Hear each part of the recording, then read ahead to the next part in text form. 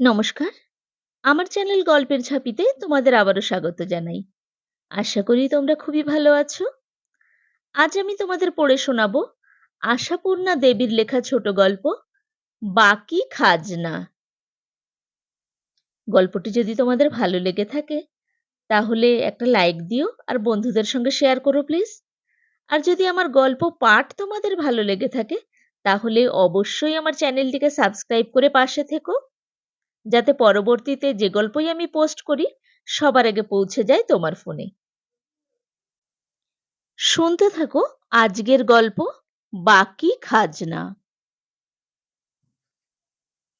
এমন একটা ভব্যযুক্ত দেশ নয় যে স্টেশনে নেমেই চোখে পড়বে আরোহী প্রার্থী অপেক্ষমান ট্যাক্সির সারি। এতখানি আশা করেও আসেনি এরা, সোমেন আর সীতা। তাই বলে এতটাও আশঙ্কা করেনি যে যানবাহন জাতীয় কিছুই থাকবে না, একখানি চাকারও চিহ্ন মাত্র নয়। স্টেশন মাস্টারের খুপরিখানার সামনে এই অজ কয়েকটি টিনের শেডটার নিচে জিনিসপত্র নিয়ে দাঁড়িয়ে অসহায় দৃষ্টি মেলে অদূরে চোখের সামনে মাঠ আর জঙ্গল ছাড়া কিছুই দেখতে পেল না বেচারারা। ট্রেন থেকে যে কয়েকজন লোক নেমেছিল ওদের সঙ্গে বলা বাহুল্য ওদের মতো সম্ভ্রান্ত চেহারা নয়। তারা কাঁটাতারের বেড়া টপকে ওই গাছপালার মধ্যে কখন যে অদৃশ্য হয়ে গেল কে জানে। একমাত্র কুলিটাকেও আর দেখতে পাওয়া যাচ্ছে না।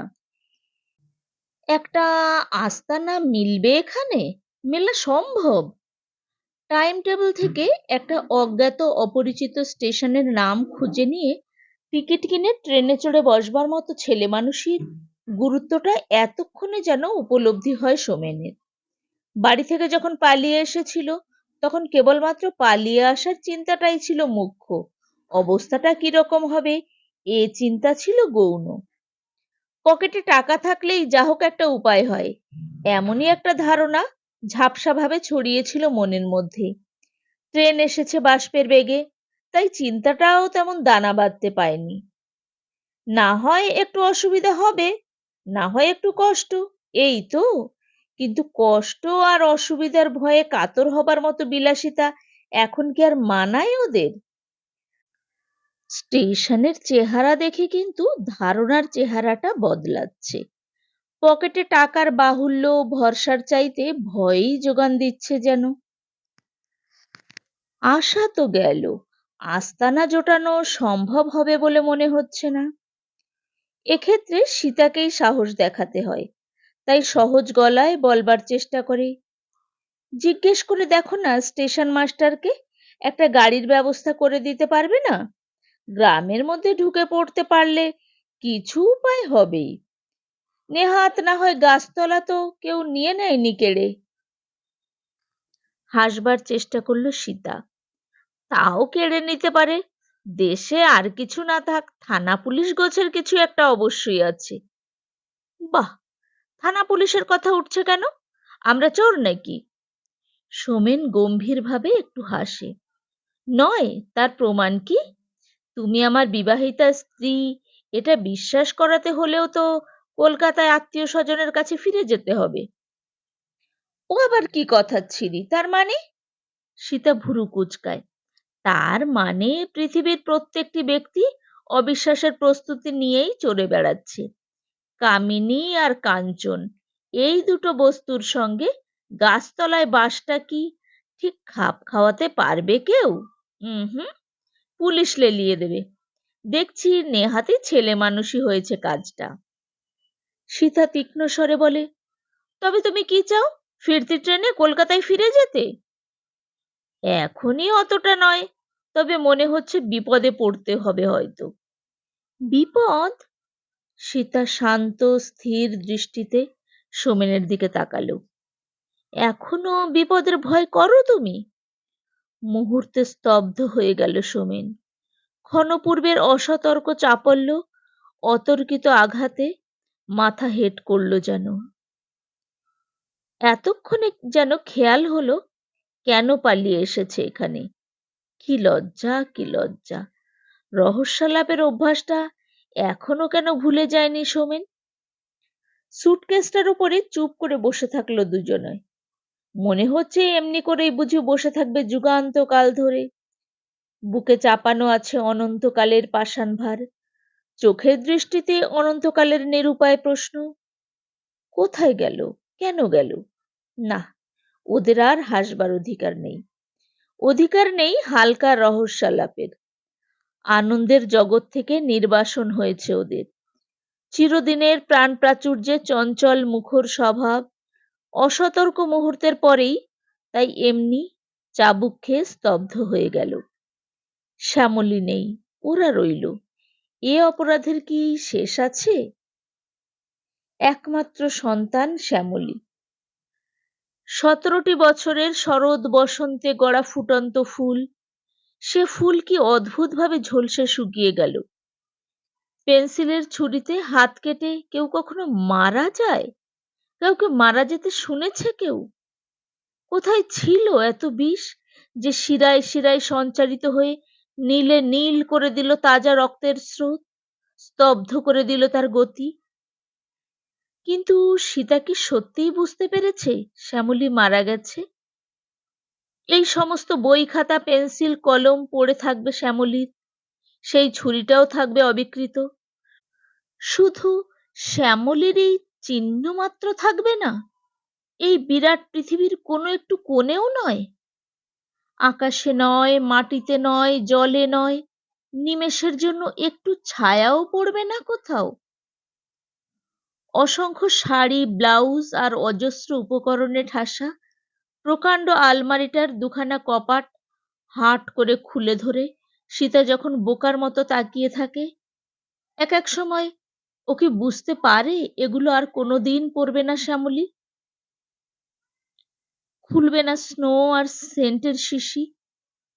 বোধহয় বুঝতে পারেনি, তাই সমস্ত আত্মীয় স্বজনকে অবাক করে দিয়ে অমন চুপচাপ ছিল অতদিন। নাকি তারাই বুঝতে দেয়নি, আচ্ছন্ন করে রেখেছিল সীতার বুদ্ধিবৃত্তি অনুভূতিকে? শ্যামলী চলে যাবার 36 দিন পরে অজ্ঞাত অপরিচিত এই অদ্ভুত পারিপার্শ্বিকতার মধ্যে পড়ন্ত বেলায় চিতা সাজানো আকাশের দিকে তাকিয়ে তাকিয়ে এতদিনে কি নিশ্চিত হলো সীতা শ্যামলী সত্যিই মরে গেছে? কাঁদা উচিত ওর, নিঃশব্দ অশ্রু জল ফেলে নয়, তীব্র আর্তনাদ করে। চমকে উঠল সোমেন। সীতার কান্না! চিৎকার করে কাঁদছে সীতা। সে চিৎকার এত ধারালো, এত তীব্র!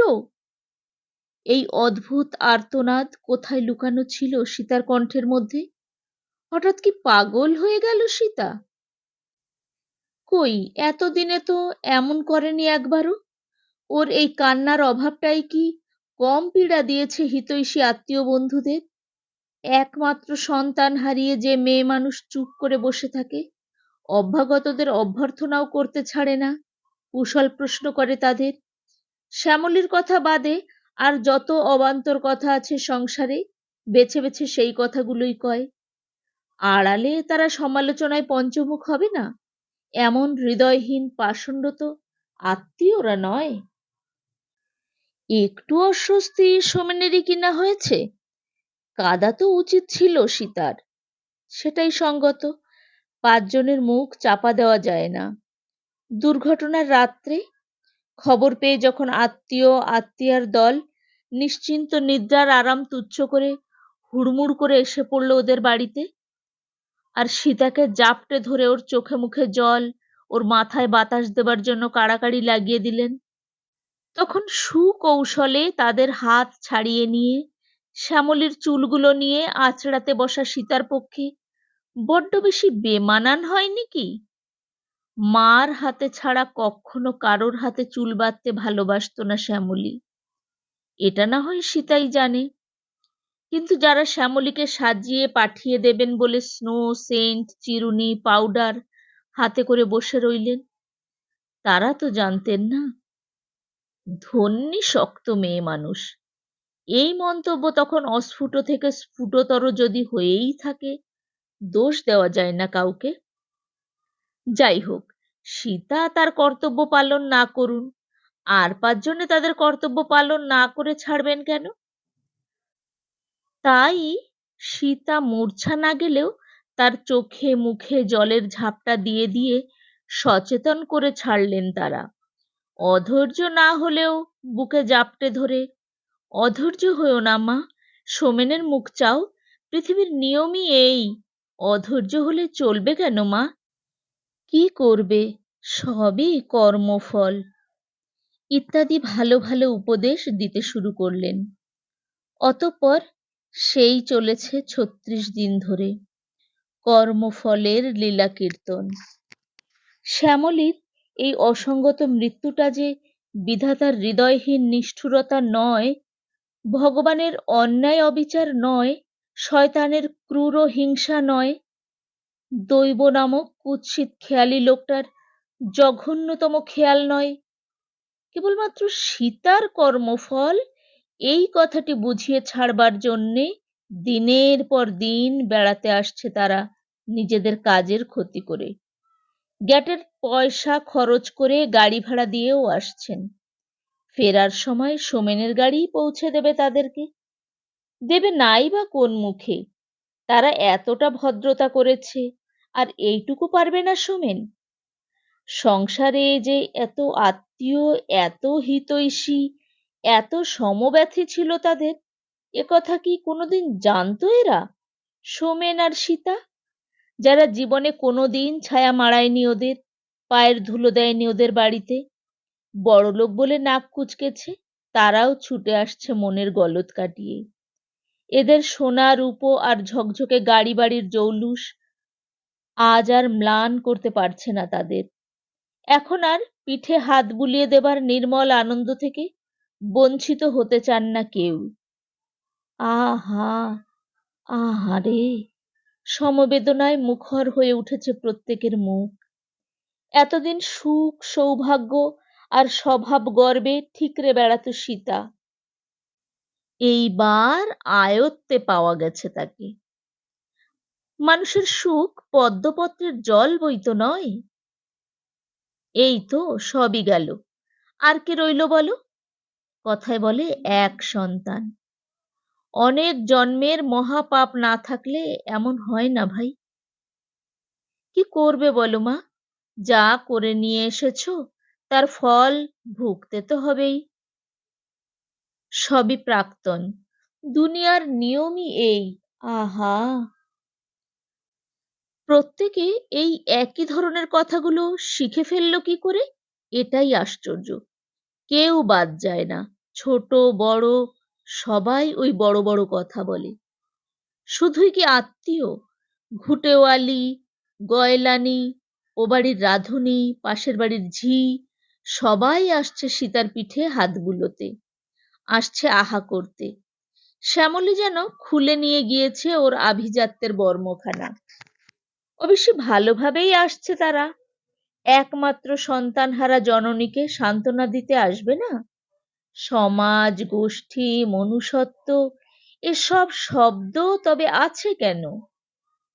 সীতা যদি ওদের সহানুভূতিতে বিগলিত না হতে পারে, কাঠের পুতুলের মতন বসে থাকে, না হয়তো অভ্যাগতদের চা জল খাবারের জোগাড় করতে বসে, সে কি তাদের দোষ?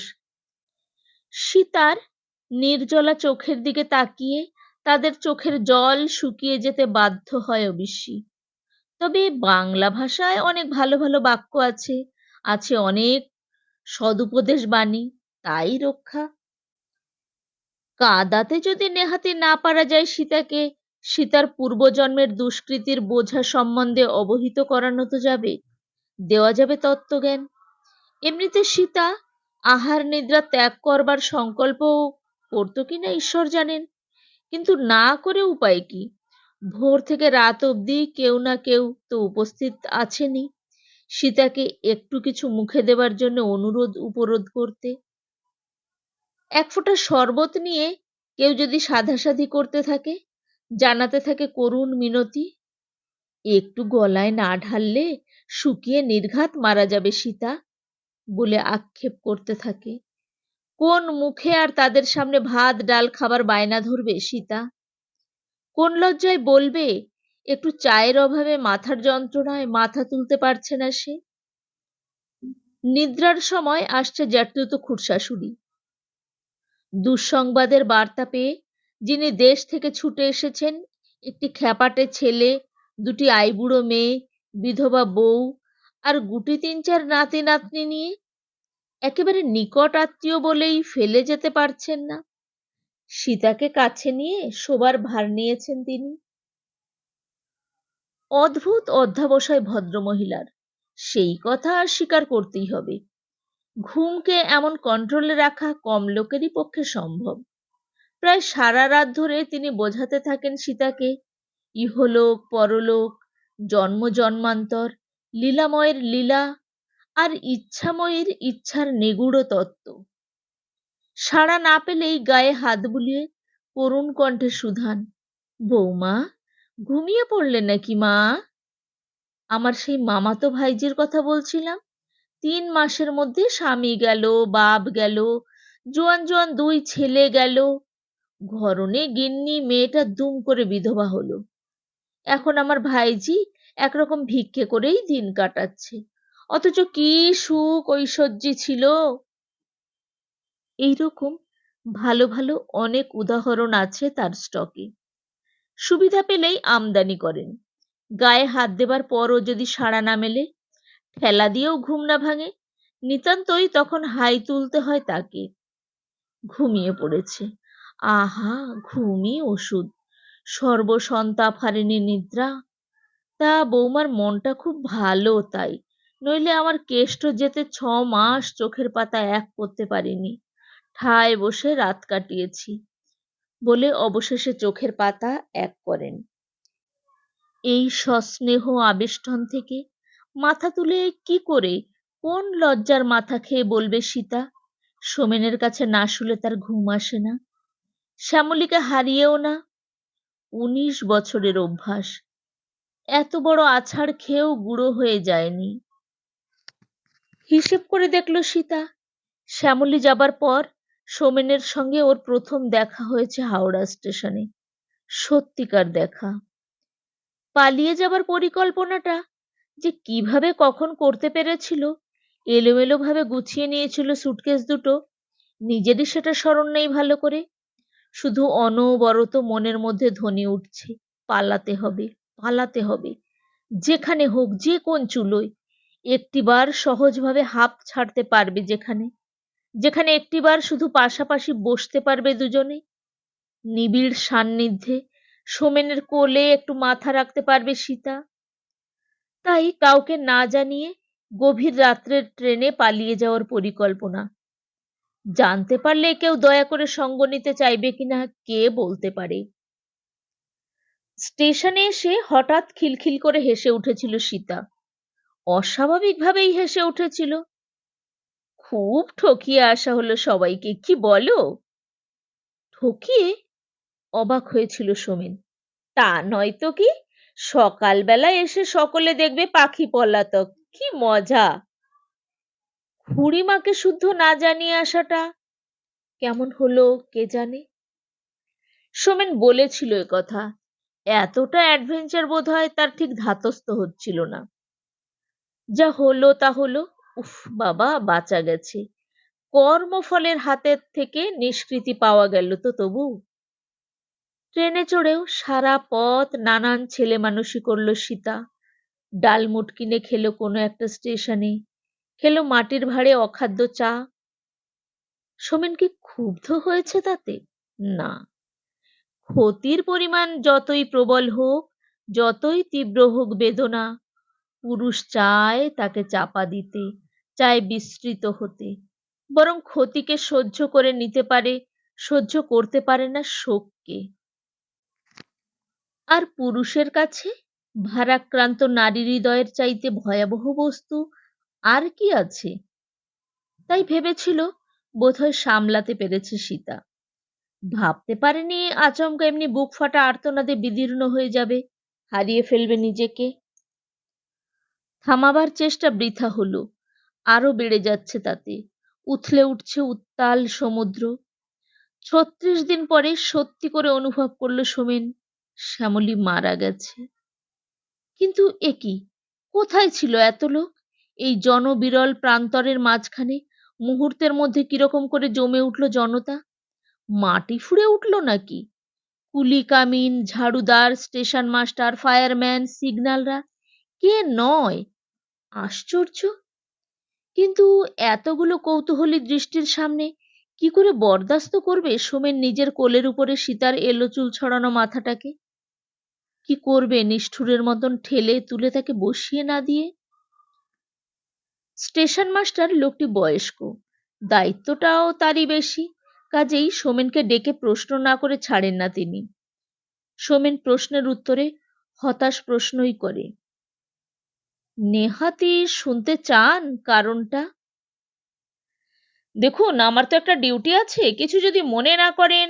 আপনার স্ত্রী বোধহয় মাথার একটু দোষ আছে মনে হচ্ছে, ঠিক না? সোমেনের ইচ্ছা হলো বলে, হ্যাঁ তাই, কিন্তু অসুবিধা তাতে বাড়বে বই কমবে কি? অগত্যা খুলেই বলে কারণটা, বলতে বাধ্য হয়। আর সঙ্গে সঙ্গে সহানুভূতিতে শিউরে গলে পড়েন ভদ্রলোক। অ্যাঁ, বলেন কি? ইস! আর মা লক্ষ্মীকে এইভাবে, উফ! এখানে উঠবেন কোথায়?